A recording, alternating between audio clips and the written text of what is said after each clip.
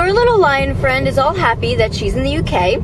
So she goes to 221B Baker Street, and at 221B Baker Street, she thinks she's going to see Sherlock Holmes. But she doesn't, because Sherlock Holmes is not alive, and never was. So she gets really upset, but then she runs into this other lion. She gets all happy because he's, a huge Sherlock fan. So since he's magical, he takes out his magical wand, and he makes Sherlock Holmes pop up in front of him.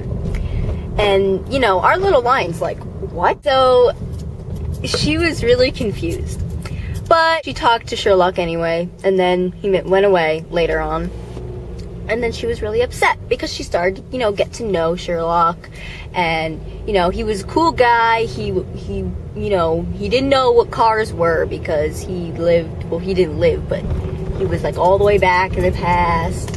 So she was telling him all these things about phones and cameras and YouTube, and he was really confused. So she goes to talk to the dude that made Sherlock real, and she goes, why did you make Sherlock Holmes real?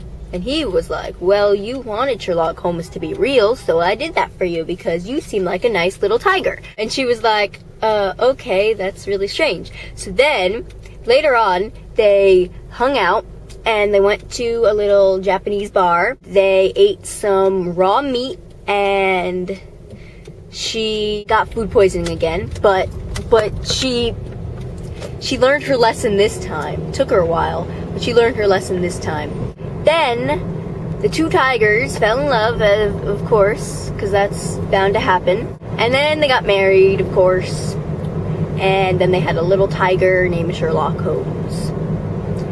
And that is the story. The weirdest story in the world.